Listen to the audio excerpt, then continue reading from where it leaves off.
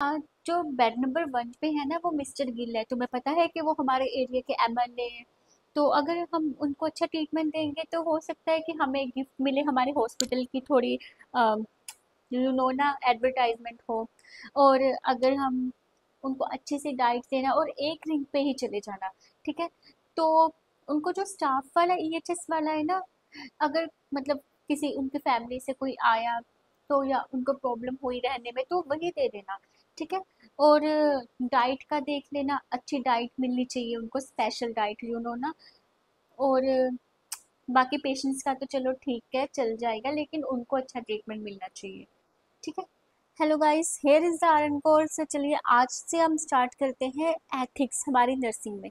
सो ये एग्जाम्पल थे जो एथिक्स जस्टिस के ऊपर। ओके, जस्टिस क्या होता है कि हमें हर पेशेंट को इक्वल ट्रीटमेंट देना है, equal equitable. Okay, and the fair treatment देना है, कोई पार्शियलिटी नहीं करनी बेस्ड अपॉन उसकी सोशो इकोनॉमिकल स्टेटस, उसकी नेशनैलिटी या उसका बैकग्राउंड देखकर हमें किसी भी तरह का कोई भी डिस्क्रिमिनेशन करना ही नहीं है, ना कलर ना रेस, कुछ चीज़ नहीं। वो हमारे लिए सिर्फ एक पेशेंट है और पेशेंट की तरह ही डील करना है। इसमें बहुत सारे डिलेमास आ सकते हैं। सबसे पहले हम समझ लेते हैं जस्टिस, इक्वालिटी एंड इक्विटी, ये 3 वर्ड्स का क्या मतलब है। जिसमें से जस्टिस सबसे ऊपर रहता है। जस्टिस होता है कि फेयर ट्रीटमेंट करना सभी के साथ, ओके, सभी पेशेंट्स के साथ। इक्वालिटी, इक्वालिटी होगी अगर मतलब के नर्स ने 15 मिनट्स हर पेशेंट को देने हैं।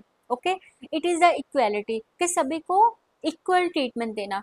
और जो थर्ड पॉइंट जो इक्विटेबिलिटी होती है, जैसे कि इक्विटी होती है, इक्विटी मतलब जो पेशेंट डिसेबल है या जो पेशेंट जिस पेशेंट को ज़्यादा नीड है, हमें उसको ज़्यादा टाइम देना है। ओके, सो ये कुछ 3 वर्ड्स है जिससे मिलकर प्रॉपर जस्टिस की डेफिनेशन बनती है। हमें सबको इक्वल ट्रीटमेंट देना है। इक्विटी मीन्स जो पेशेंट्स को मतलब बराबर रखना है।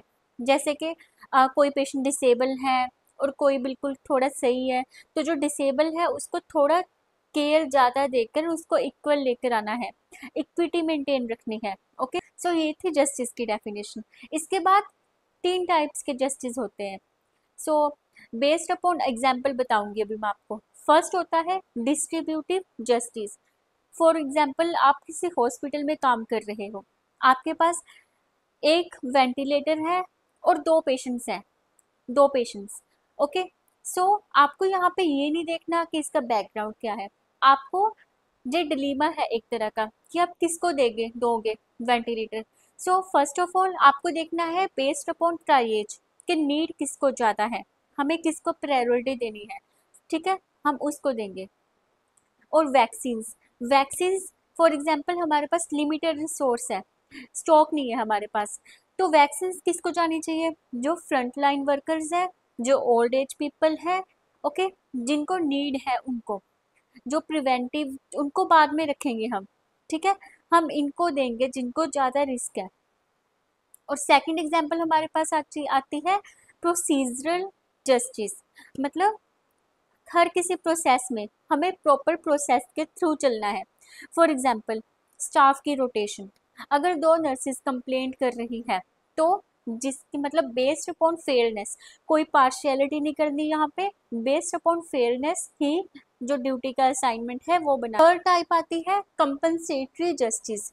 मतलब राइटिंग आ रॉन्ग, कुछ गलत चीज़ हो चुकी है, माल प्रैक्टिस हो चुकी है, तो जो पेशेंट के साथ हुई है उसको हमने उसका कंपनसेशन करना है। फॉर एग्जांपल किसी आईसीयू बेड पे कोई पेशेंट है, उसको बेड सोर हो चुका है, सो हमें उसको कंपनसेटरी जस्टिस करना है यहाँ पे। उसके बेड सोर को, पेशेंट को काउंसिल करना है, उसको ट्रीट करना है और केयर देनी है सो दैट वो पेशेंट की कंपनसेशन हो जाए। So mnemonic for justice DPC means divide, distribution, division proper होनी चाहिए रिसोर्सेज की। अगर लिमिटेड स्टॉक है तो बेस्ड अपॉन प्रायोरिटी देनी है। सेकंड इज प्रोसीजरल या प्रोसेस जस्टिस के ड्यूटी असाइनमेंट प्रॉपर डालनी है, बेस्ड फेयरनेस दिखानी है।